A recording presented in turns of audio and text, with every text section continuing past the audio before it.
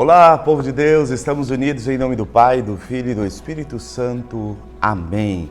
Hoje o terceiro capítulo de Filipenses, nessa nossa jornada de aproximarmos mais do Senhor através da sua palavra. Então vamos lá. Filipenses 3, os méritos cristãos.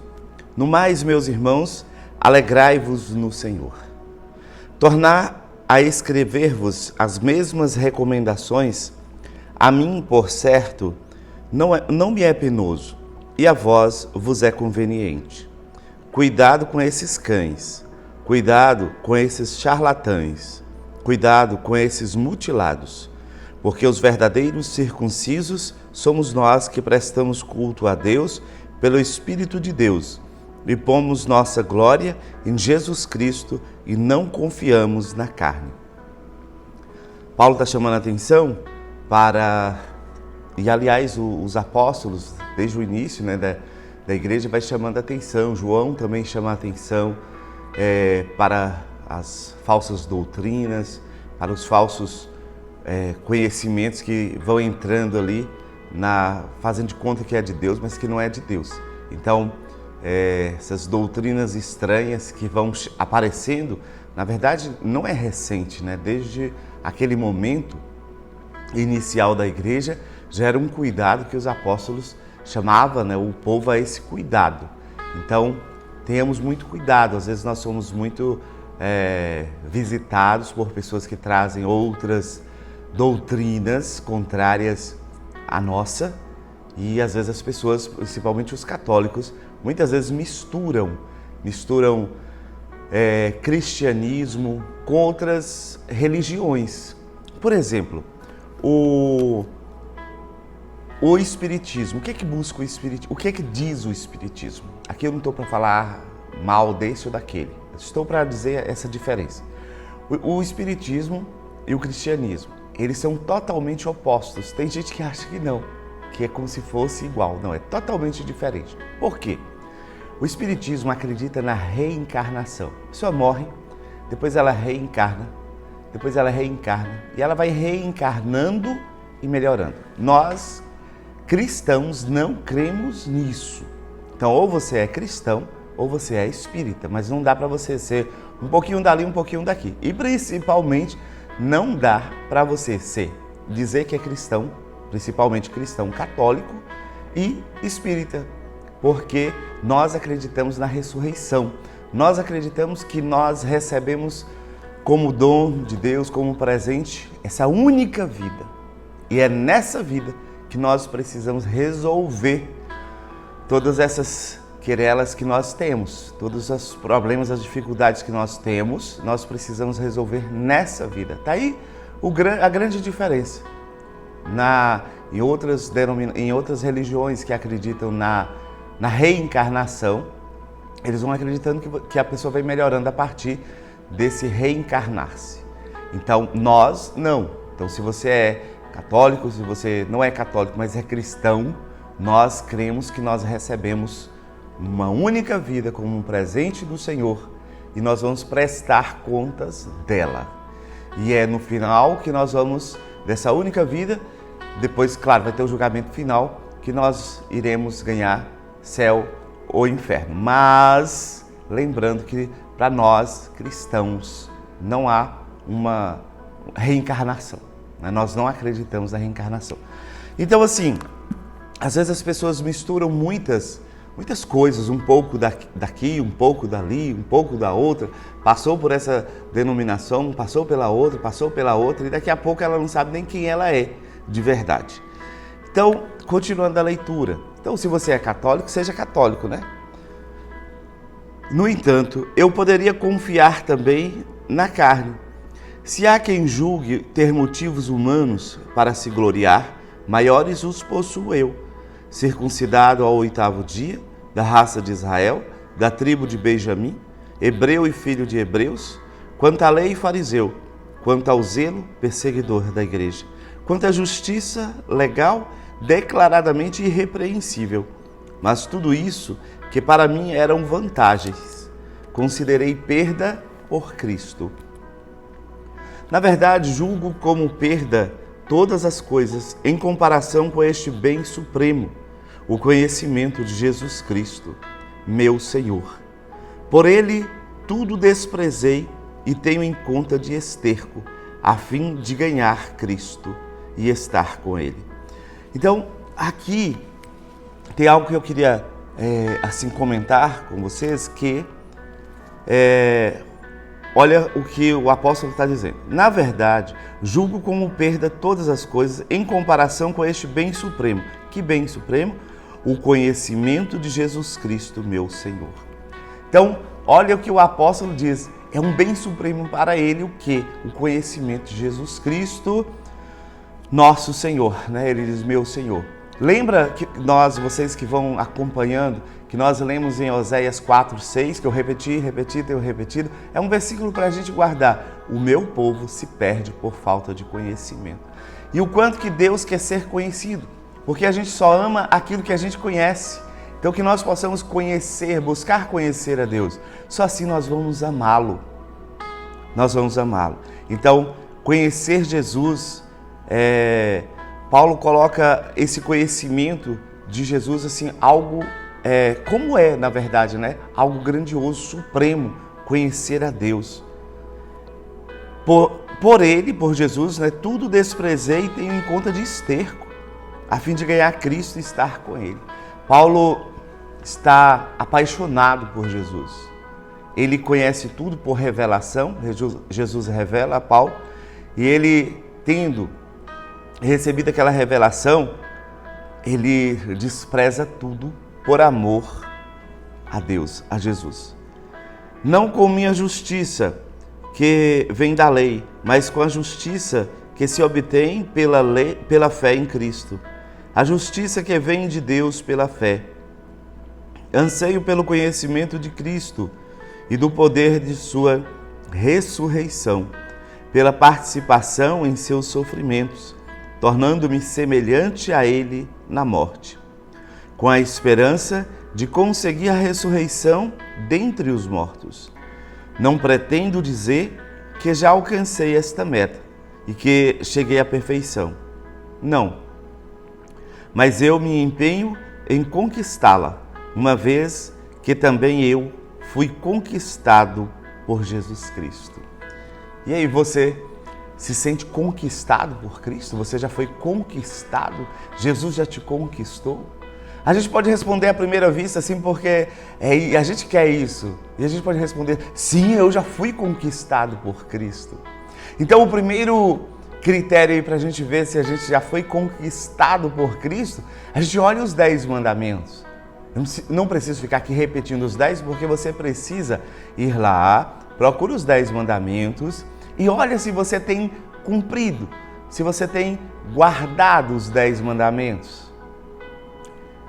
O Senhor fala na palavra João 14:23, quem me ama, guarda os meus mandamentos. Então, que você possa buscar, conhecer e guardar e amar. Continuando, consciente de não tê-la ainda conquistado, só procuro isto, prescindindo do passado e atirando-me ao que resta para a frente. Persigo o alvo, rumo ao prêmio celeste, ao qual Deus nos chama em Jesus Cristo. Nós, mais aperfeiçoados que somos, ponhamos nisso o nosso afeto, e se tendes outro sentir, sobre isto Deus vos há de esclarecer. Contudo, seja qual for o grau a que chegamos, o que importa é progredir decididamente. Paulo está dizendo isso para nós, mas é o Senhor que diz, através da palavra do apóstolo, que o que importa é decidir, que nós, o pessoal passando ali ao fundo, né? Os trabalhadores aqui da casa. O que importa é progredir decididamente. Decididamente. Que você tenha decisão de progredir. Quando nós estamos nesse tempo fazendo essa leitura da palavra, e eu convido você não só a ler, porque aqui não dá para eu fazer uma leitura orante da palavra, com a palavra, mas eu dou os passos para você, né? Leia a palavra, o que diz a palavra, o que essa palavra me diz, o que eu digo a Deus com essa palavra, e contemplar tudo isso. Fechar os olhos e visualizar tudo isso aí na tua oração. Então, o que importa é progredir decididamente. É você decidir progredir nas coisas do Senhor. A leitura bíblica, a oração com essa palavra do Senhor, a tua oração pessoal. Nós precisamos ter oração pessoal, ter um momento de estar com Deus. Meus irmãos, todos os dias nós precisamos estar com o Senhor, ter um momento com o Senhor. Talvez alguns vão me ouvir trabalhando aí, fazendo as coisas, beleza, ótimo, sem problema.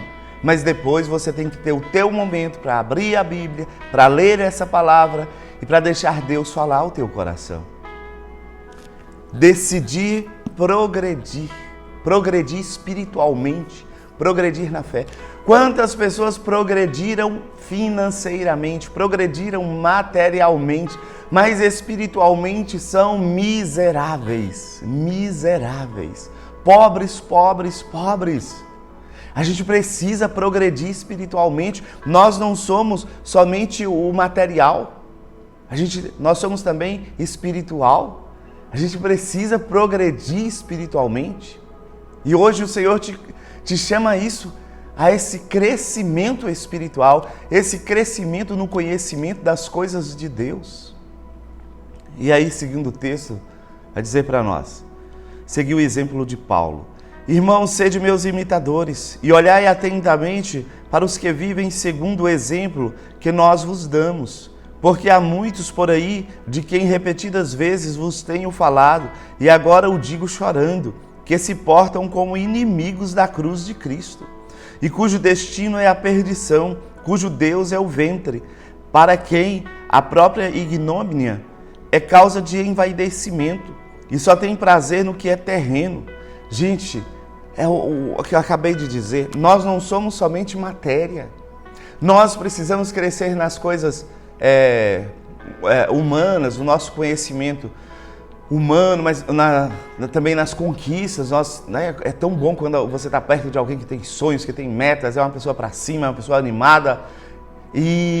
Mas nós não podemos paralisar somente nas coisas desse mundo, somente nas coisas da terra, somente em nossas conquistas, somente em nosso ego, somente nas nossas coisas. Mas o Senhor, assim como em Colossenses 3, vai dizer para nós, aspirai às coisas do alto, aspirai às coisas do alto, aspirai às coisas do alto, ou seja, que você se atraia pelas coisas do céu, pelas coisas do alto, que nós tenhamos esse coração atraído pelas coisas de Deus. E é maravilhoso quando nós nos sentimos atraídos por Deus, pela presença de Deus, pela palavra de Deus, por estarmos em oração, ou seja, por estarmos na presença do Senhor. E aí, seguindo a leitura, vai dizer, nós, porém, somos cidadãos do céu, cidadãos dos céus. Meus irmãos, nós não fomos criados por Deus para a terra. Nós fomos criados por Deus para passarmos por aqui rumo ao céu. Foi para isso que o Senhor nos criou. Nós passamos por essa terra, nós passamos por essa vida para entrar na vida eterna. Só que às vezes nós ficamos tão maravilhados aqui na terra que nós queremos ficar aqui na terra. A nossa carne quer ficar aqui nos prazeres dessa terra. Porque tem muita coisa boa aqui, né? Mas o céu, Paulo vai dizer também em Coríntios, coisas que os olhos não viram, os ouvidos não ouviram e o coração humano jamais imaginou. Tais são os bens que Deus tem para nós. Então nós precisamos termos um olhar mais elevado. Precisamos pensar mais alto, pensarmos na vida eterna, no céu, na eternidade. É de lá que ansiosamente esperamos o Salvador, o Senhor Jesus Cristo, que transformará nosso mísero corpo, tornando-o semelhante ao seu corpo glorioso, em virtude do poder que tem de sujeitar a si toda criatura. Meus irmãos, nós receberemos um corpo glorioso. Jesus recebeu o corpo glorioso, então a humanidade já subiu, já entrou na Trindade. A porta está aberta, a porta do céu.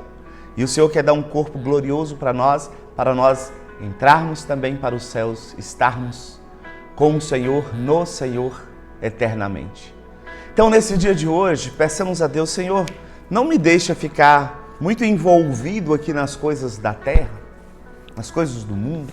Às vezes nós envolvemos tanto nas coisas da terra que esquecemos que nós somos cidadãos dos céus. Não esqueça disso, não. Peça isso ao Senhor nesse dia de hoje. Senhor, eu sou cidadão do céu. Eu quero me encantar pelas coisas dos céus. Eu quero me encantar pelas coisas de Deus. Porque eu sou filho de Deus, filho amado de Deus. Filho amado de Deus. Você é filho amado de Deus, filha amada de Deus. Não percamos isso de vista. Quando a gente lê o profeta, os profetas, mas em especial falando do profeta Oséias, que o Senhor fala do casamento, Ele quer estar conosco tão unido como num casamento, marido e mulher. O Senhor quer estar unido conosco, o Senhor quer derramar o amor dEle em nós. Ele quer que nós vivamos esse amor, Pai, Filho, criatura, Criador. Então que Deus nos abençoe nesse dia de hoje, que nós desejemos as coisas do alto. Em nome do Pai, do Filho e do Espírito Santo. Amém.